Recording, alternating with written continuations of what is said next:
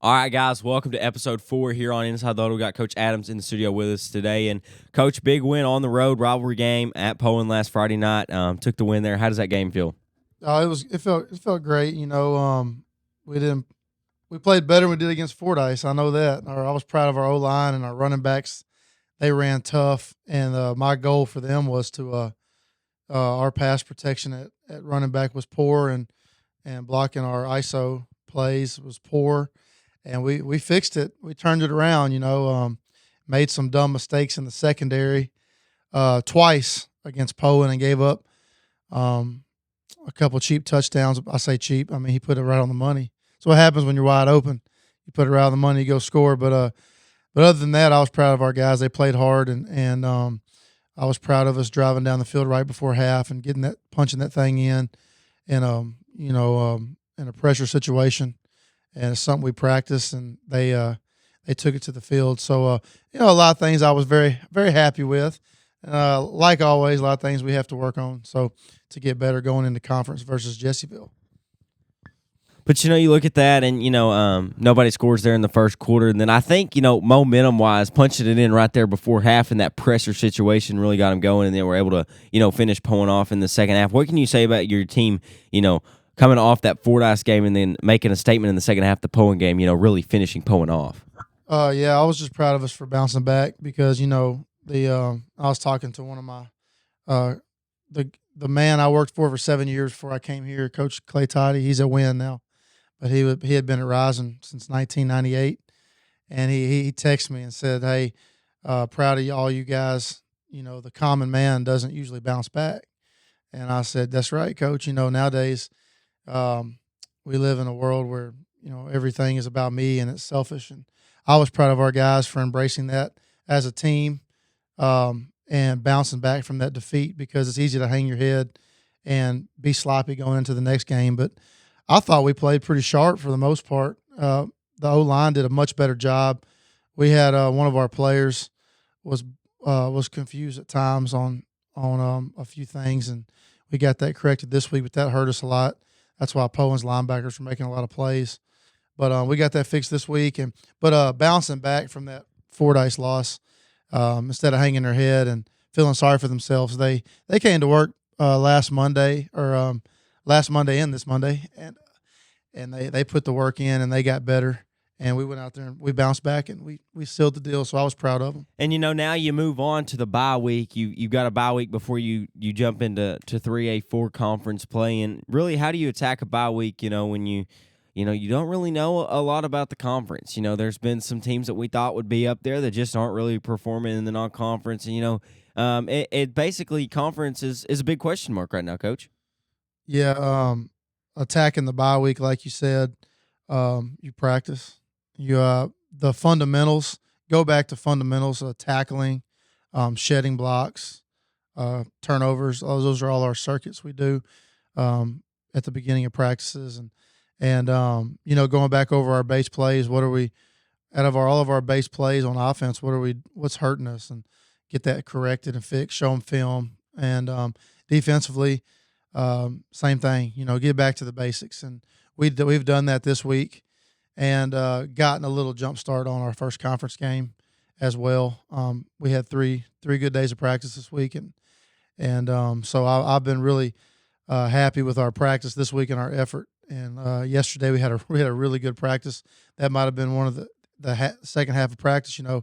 We were moving quick, and we got done in our 2 hour time limit. So I told the kids, I said that's what happens when you practice hard and you give great effort and you execute the way you're supposed to. You're done in 2 hours. If not, I don't know, we'll maybe done in 3.5. So, but I was proud of this week. But attacking the bye week, yeah, we just got to get back to the basics and playing football. Yeah, most definitely. Well, the Panthers have a bye this week, so no game to talk about this week, but we will be talking about the Jessieville game next week, and we'll take a quick break here on Inside the Huddle. We will be back with our guest. All right, guys, we are back here on Inside the Huddle. Our guest this week is a man from Scorebook Live. He is the high school on SI regional editor. That is Mr. Nate Olson. How you doing this morning, Nate? Doing really good. How are you doing? Dude, I'm doing good. It feels just good to be talking about high school football again. And obviously, you were at the granddaddy of them all last Friday night as Bryant traveled up to War Memorial to play Parkview. Bryant took down the Patriots 30-10. What did you think about that game? Well, a lot of hype and build up to it. And I was talking to a couple people. Bryant, of course, wins 30-10. And in the second half, really thought they kind of imposed their will on Parkview. And the thing that really stood out was that Parkview plays a lot of their key players both ways. And my son, JD, who was on the Bryant team, said, you notice you look out there and there's a change of possession, and there's at least 7 guys that don't leave the field. And that was really key because Bryant is super deep, and they just really use that depth and physicality on the line to wear them down. And I think as the media, we sort of fell into a trap of where last year Parkview won the ball game, and they won it basically on a special teams play at the end of the half. They scored. That was a big on a return. That was really big. And then there was a muffed extra point hole. So they won by a point. They won all the games after that. And so they start off number one this year. Um, and and with a lot of expectations, and people thought all those Division One guys that they would probably beat anybody they played in any class. That they were really good, and they are. But I think the reality is that if they played some of these bigger schools 10 times, they may only win, one or two or maybe three.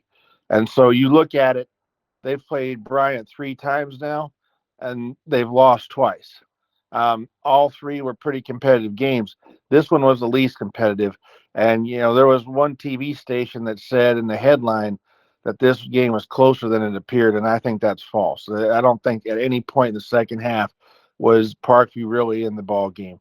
After they fumbled on that first possession and Bryant scored, I think that was pretty much it. And they didn't really move the ball, and Bryant took control. So uh, I think that Bryant kind of showed that bigger school, more depth. Even though there are a lot of Division One players on Parkview, there's not enough of them playing one way that uh, they could probably beat a bigger school, more times than not. But they are good. They're going to be favored the rest of the way. I think they could beat Fayetteville. They could beat Bentonville. They could possibly beat Greenwood too, but I don't know. In a one-off game, that's probably the extent of it. And so they're not the number one ranked team anymore. And I think Bryant proved they're the best team. Yeah, most definitely. And now the debate of topic in the last week or so has been who is number one. Everybody wants to throw 4 or 5 names up there on who could be number one, but if you crunch the numbers, you really there. I think there could be a 3-way tie for number one. You look at whether you say strength of schedule or depth or history, whatever concept you want to look at. Who do you think's number one? I've got Bryant. I think it's a no-brainer when they beat Parkview, um, and the way they beat them. Uh, I think the real debate might be who number two is, and you know, our ranking is going to be released today, which is Tuesday. We record this, and I've got Fayetteville, which is not popular.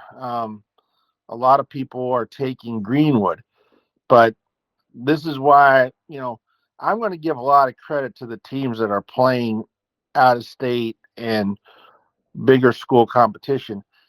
Parkview's strength of schedule is outstanding, and they play Melissa, Texas, and beat them. Let's not forget that too. I mean, that was a huge win over a Texas school on the road. So Parkview is not chopped liver, and like I said, I like their chances against some of these other teams that we're mentioning here. They're going to drop a little bit, but not too far. So I like their strength of schedule. I like that Bryant played CBC. You play Benton, who is a top 10 team in our ranking, and then you play the number one team. The thing that kind of messes everything up here is that Fayetteville plays Texas High, which is a good quality opponent. They played at Broken Arrow, Oklahoma, which I think they're a little bit down. They played Cabot, who's not going to help the strength of schedule. But Texas High is going to help that. I mean, I think they lost 2 games last year. They're undefeated this year. The problem is they had an off week this week. This would have solved a lot of problems if they had played this week, because win or lose, that's a good team, and you're going to be able to figure that in. With them not playing, I didn't really want to have anybody leapfrog them. So essentially, they're number 2, and they're playing for that spot this week. If they beat Texas High, they're going to stay there. If they lose, they're going to drop.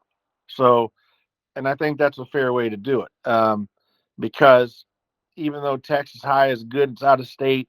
You got too many other good teams there to hold Fayetteville where they are.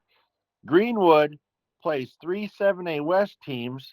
However, 2 of them are not very good, and Bentonville West is not maybe as good as we thought they were. Greenwood dropped 70 points on them. I think their defense is a little suspect, and I think Rogers may actually be the better team there to be the third / maybe second team in that conference. And it's not West, although they did go to Muskogee, Oklahoma, and nearly beat them, and Rogers almost beat them too. So you've got them, you've got Northside and Harbor. That's not a tremendous, even though it is 7A and a step up, doesn't compare to some of the others that you're looking at here.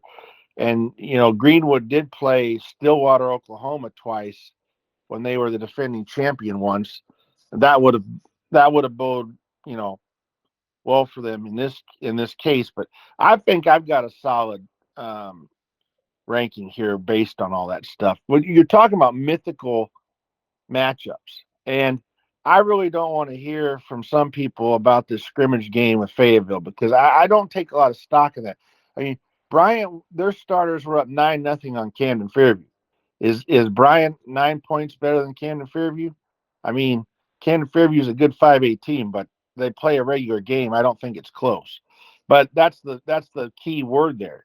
It is not a regular game. As much as people would like to think it is, you're not going to open up the playbook, and you're not really playing to win. And I don't like judging something on one half. I mean, a football game is 4 quarters, not 2. So you can use that as defense if you want, but I don't think it holds up very well. I think if that's one of your main cases as Greenwood, if that's one of your main cases that you should be number 2 because you beat them, air quotes, in a scrimmage game, I'm not going to really buy that. Yeah, I wouldn't technically buy the scrimmage either. I think like you said, it's 4 quarters and not 2, and no coach is going to open up his playbook completely and dispose of all his weapons in a scrimmage that in the end doesn't matter at all. But It if doesn't mean anything. yeah, it doesn't. And I would probably have to agree with the Bryant 1, Fayetteville 2. Like you said, West is not as good as we thought they were going to be. But yeah, Greenwood's strength of schedule I think is their Achilles heel right now, just because they haven't played anybody that has put up a fight for them in the second half. I'm not sure Kane Archer Yeah. has played a second half this entire season. I know he did not play one last week because somebody sent me his stats, and it said he only played in the first half. And I'm like, man, I mean, if you're playing competition that you don't need your best players in the second half, you aren't playing anybody. It's kind of how I saw it. Well, and look, you can make a case for all those teams, and you can make a good case for Greenwood. The case that I would make if I wanted them there would be that they've got 3 receivers that a lot of high school defenses can't contain. The argument that that I would have, and all this stuff is it's on paper. You're not going to see Bryant and Greenwood ever play each other. That's not going to. There's no way that can happen, unfortunately. But when you start to break things down a little bit, uh, yeah, they've got a terrific receiving core. They've got a running back that's emerged, and they've got one of the best quarterbacks in the country. Their offensive line is very good. Uh, but they haven't seen a defense like Bryant's though. And Bryant is minus 7 guys. I mean, can you believe that? 7 guys that were projected to be in the 2 deep depth chart are out. 5 of them are out for the season. Now, there is not a program in the state that could absorb that. Only them. They did get 2 key transfers, which have helped. But the way that they took care of Parkview the other night, I think they would find a way to slow Greenwood down, and they're not going to stop them. But I think they could get some stops when they needed to. And Bryant's offense, the weakness of Bryant or of Greenwood is the defense. But when you score 60 points a game, you don't have to be very good on defense. But I would contend that they may only score 35 or 42 on Bryant, and it may be like a 45-42 game, or Bryant slows it down enough with the run game that they can hold on to it. And I think they would be able to run the ball effectively on Greenwood and use their linemen to their advantage like they did against Parkview. That's the thing, is they could score on a whim, but if Bryant has the football, long sustaining drives, that's gonna be the difference. So I think if they played each other 10 times, it could be back and forth. It might be 6-4, something like that. Could be 5-5. Um, but they're not going to play each other. But I do think that some people put that offense up to where, I mean, nobody could touch him at all. Bryant, they have not seen anybody like Bryant. Bryant's front 7 is sick. I mean, they're nasty, and that's without. I mean, they would be even better if they had a couple of these other guys, and they've got a Division 1, safety that's on the sideline with the knee injury, and so that would make a difference too. That just shows you how good and deep they are. So we're talking about stuff that we can never see. That's always going to be debated over and over, and you're not ever going to really get to a resolution. But it's fun to talk about. Uh, I'm just going to tell you that I think all those teams are really good, and I think Greenwood's good, and I think if they played somebody in Oklahoma or Texas, they could beat them. And if they did that, I mean, I think this is a different conversation too. Yeah, I totally think it's a different conversation. Like you said, Greenwood's offense is absolutely spectacular. But we moved down a couple classifications, and there was a big game up at Arkansas Tech this past week. Elkins and Warren play up there, and a lot of people thought Warren would win that game, but Elkins came in and dismantled Warren. They sure did. What they've been able to do is what a lot of good teams can do, and that's plug and play kids. They've got some inexperienced skill players that, last year Elkins has Dizzy Dean at quarterback, and Greenwood transfer. He goes to Central Missouri. Deshaun Chairs, the outstanding running back. Really great 1-2 punch there. And you lose those guys, and you think, okay, Elkins is going to take a step back. Their defense is still going to be very good because they have almost everybody back, but they're not going to be able to score like they did. So maybe they're not as good. Well, then you take, a new quarterback and uh, a receiver and running back and plug them in, and they're almost as good as they were last year. And as a result, you have Elkins mercy ruling Warren. And one thing that I'm interested, I have not found this out yet, but the outstanding quarterback Jackson Denton, who's just a sophomore, sustained what I hear is a major injury, 2 weeks ago. Um, Still trying to find out, his status, if it is a season-ending injury or not. I have not heard confirmation on that. Um, but Cam Burks was the new quarterback, and that takes away from your receiving core. He's a receiver. I mean, he's a capable quarterback, but it just takes away one of your weapons. So Warren, if Denton's out for the season, that's going to be a huge blow. I think they can still, make a run, but uh, obviously in that game, Elkins really looked like the superior team there. Yes, they definitely did. I figured it would be a good game. I didn't really expect, that blowout. But if Denton is out for the season, that takes away a lot of people's number one in 4A being Warren. So really, I think that really opens the 4A race completely open, in my opinion. I think it does too, and it opens up the 8-4A a little bit because DeWitt's a good team.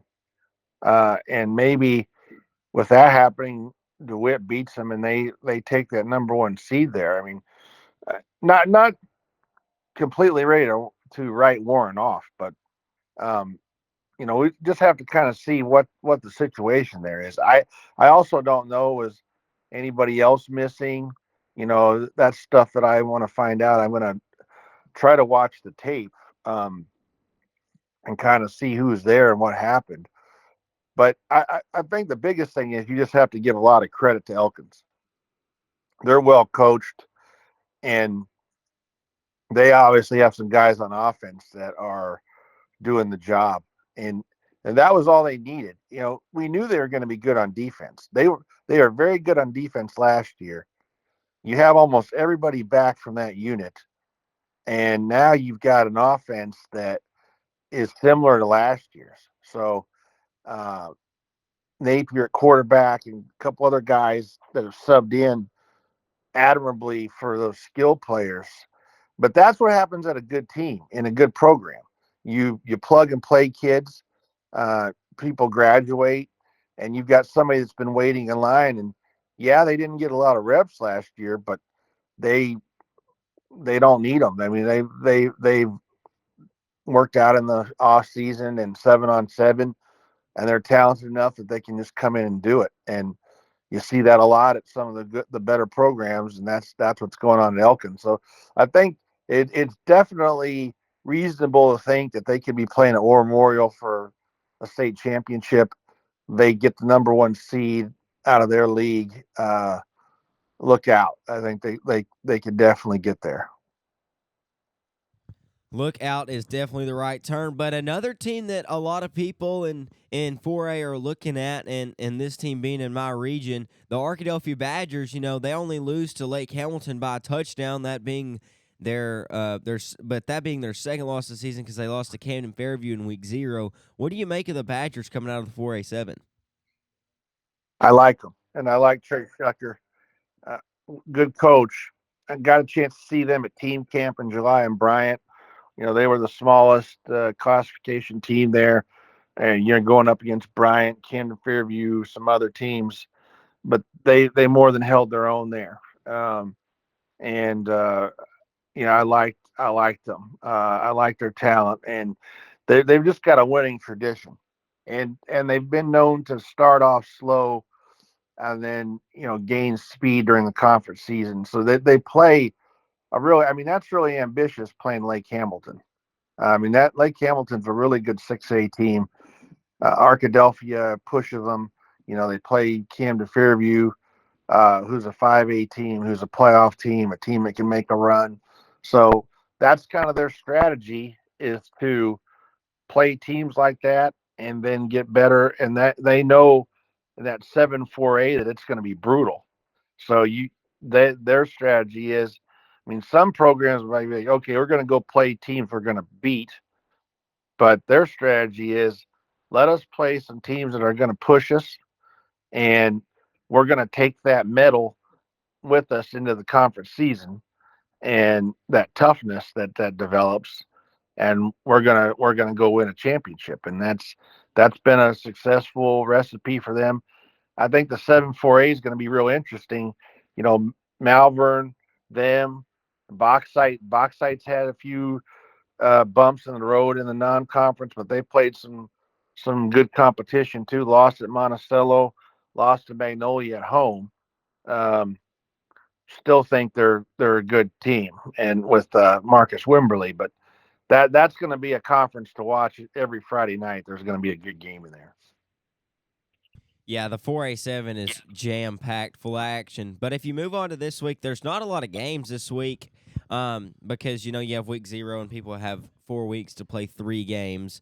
But That's obviously right. the Texas High at Fayetteville matchup, I think that's going to be a very, very good matchup, and I think Fayetteville has a hand up just because it's at Fayetteville, and Texas High has to make the way long drive up from Texarkana to North Arkansas. I agree. Uh, I don't know how much Casey Dick values the rankings, the head coach, former Arkansas quarterback. I think the kids do, though, and I think they do pay attention to it. When Bryant beat Parkview, we interviewed Nick Miller, who was linebacker. He had 16 tackles against CBC. He did a good job in the Parkview game, and he knew all about the rankings. He's like, we need to be number one, and it was very clear that they looked at those and knew that they were third in ours, and he was lobbying for them to leapfrog over Fayetteville, be number one. So I think these guys at Fayetteville probably see that, and they know they're number two. To win, to be number two, still you got to win this game.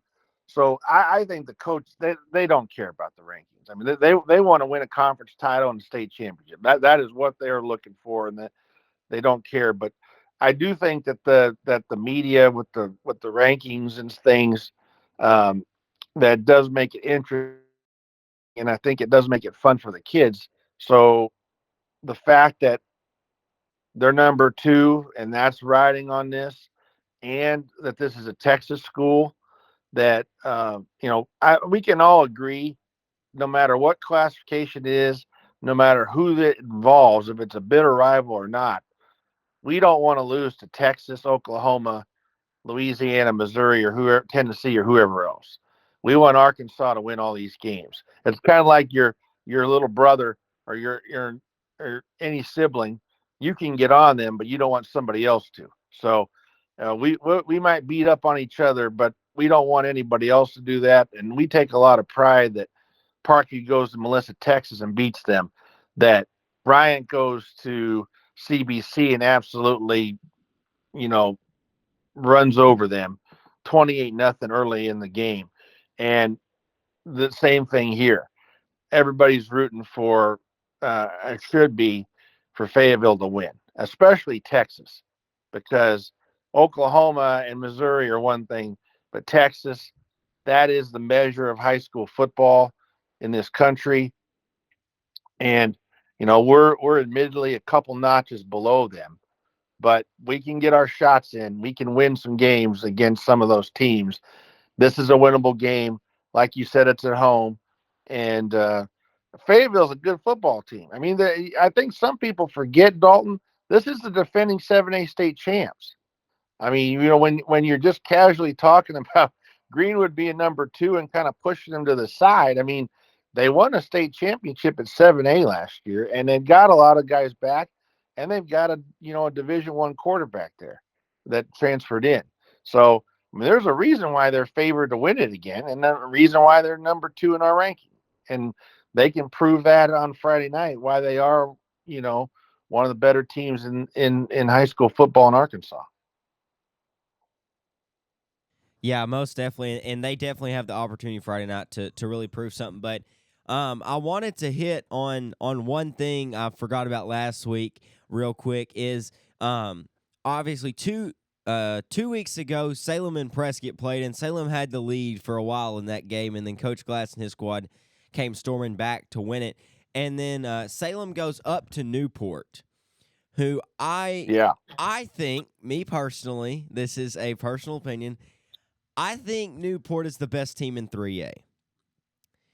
That's And a bold statement, but I would back you on it. I was talking to somebody, and me being from the area I cover a little bit of the Curly Wolves, and somebody told me there's no way Prescott is so much better. And I think with Keandre Barker and Amari Wren, I don't know who can cover the back end of Newport. Prescott would be the only contender, I think. Prescott's Personally. very athletic. You talk about Dakari Prater, Division One, Tulsa commit, defensive back. Now he's moved to quarterback. Maybe one of the more athletic guys, pound for pound. And you're talking about Amarian Robinson, and you're talking about Marcus Wimberly, 6'3", 185, can move like that. You can make the comparison to some of those guys. You're talking about 4-star dudes there, but I think he's gotten a little undervalued being in Prescott. You know what I'm saying? I think playing there, um, it's a smaller school. If he's the bigger school, if he's at Parkview, if he's at Bryant, maybe you look at him a little differently. But he's very athletic, and they're deep. I mean, they've got a lot of talent there. We put Newport on our teams to watch as far as being a breakout team. And Barker, when you are talking about someone that is a major Division I recruit, a guy that has 18 offers that decommitted to Penn State and is reopened, you're talking about somebody that can really make a difference at the 3A level. I mean, they can make a difference at the 7A level, but at the 3A level, I mean, there aren't a lot of people that can tackle him and defend him. So, I mean, you can just essentially give him the ball most every play and cash in, but Newport spread the ball around a little bit. They have another running back. The quarterback can run the ball. They pass it some. They've been really smart so far, and they've passed all the tests. I mean, they look really good. I don't think it's a stretch at all to say that they might be the number one team. But Boonville, they're 3-0. They beat Poto, Oklahoma, who's a traditional power over there. They look really good. Prescott looks good. I don't know, if Newport has to go and play at Prescott or play at Boonville, how that will come out, because you're talking about a different kind of pressure in the playoffs. This is a team that hasn't played in a lot of those games, and Barker hasn't played in those games either. I mean, Barker hasn't played football for didn't play all last year. Now he's playing very well right now, but the playoffs are entirely different. It's an entirely different situation when your bus pulls into Prescott or Boonville on a Friday night in November. I mean, that's different. Or if you happen to make it to Little Rock, but I think they're definitely on that short list. Very interested to see how the conference season shapes out. But if they keep winning, I mean that's only gonna solidify their spot. I mean, if they're running through the conference, I mean, you've got to take them seriously. I think you got to take them seriously now. But if they win their league, I mean, they're a bona fide championship contender for sure. Yeah, they have a game October 25th. Walnut Ridge comes to town. I think that one will solidify that conference. I really do. But yeah, going to Prescott is a whole nother task, Nate. Going down there where everybody eats, sleeps, breathes, and goes to Walmart about football is basically how it is down there. And I got to see Prescott play against Arkadelphia in the scrimmage. And like you said, I don't put a lot of stock in scrimmages either. But just to see the athleticism that Prescott holds, Yeah. it was very, very cool to see. But man, I appreciate you being on this show this week on such short notice, and I look forward to talking to you again here soon. Yeah. Hey, and let me just say, if I can, I want everybody to know this. You're a very remarkable young man. Having this podcast at 18 years old and all the things that you do. You're a jiu-jitsu champion. You're in the band. You're an intern with us. You're very remarkable. I hope a lot of people understand that and know that it's not easy to be a high school kid and to have a podcast. And some of the guests that you've had on here, and I'm not counting myself in here, but some of the coaches that you've had, I think it shows to the respect you have. You get a Coach Young from Greenwood and people like that will come on. That's showing something that you have their respect and you've done a good job. So I just want people to know that you are a shining star, a young guy that's got a lot of promise, and we're going to be hearing a lot from Dalton Reid over the next years. And we're proud to have you. And we've actually got, I don't even know this, but we've got a couple different interns, uh, a couple young ladies, one from Russellville, one from Bryant. And so that's something that we're proud of, that we're able to allow young people that are interested in journalism. The girl from Bryant isn't even really interested in journalism, but she's taking a class that is an internship class and was having problems finding something in her interest, which is pharmacy. So she came to me and we put her to work and doing some social media stuff and some other things. And she really likes it. And so we're glad to help out the school. The instructor there was happy that we were able to help her with this class. She's got to do 10 hours a week for this class. So but it's been good. So we're glad to be able to foster that with students like you. But just wanted to give you a kudos there and let everybody in the audience know that you're a pretty remarkable young man. Well, I appreciate that, and I love doing my internship work, whether it's crunching numbers or finding out who's playing who. But I really do love covering it, and I think like you said, the other two young people, the impact that student journalism has, I think gets undermined a little bit. I think it's great that Scorebook Live has the opportunity to give kids like myself opportunities to intern and get the real world experience. I would have loved to have the opportunity and I didn't get to. And I kind of had to make my own way when I got to college. But I would have, I'm going back to speak to my high school this Friday, and they have a full program that they do all the games, stream them. They have an online store that they run. This class is really top notch, where the kids are all doing stuff that people are getting paid to do in the real world. And so when they leave high school, they know how to run a camera, they know how to be on air, they know how to run a store with a business and do all the e-commerce stuff. And that's incredible stuff. And that's the kind of thing that I would have loved to have done when I was there. And then unfortunately, it wasn't available. But I'm very glad that schools now are geared like that to kids, and that they're getting the opportunity, and we're happy to help that too. And we know that students like this are the future um, of our industry and our country, and we want to do our part to help them. Yes, sir. Well, look, I look forward to hearing about that trip up to your former high school, but I appreciate you being on today, and we will talk to you later, Nate. Yep. Thanks a lot. All right, guys, that right there was Mr. Nate Olson, who is SB Live on SI High School regional editor here in the state of Arkansas.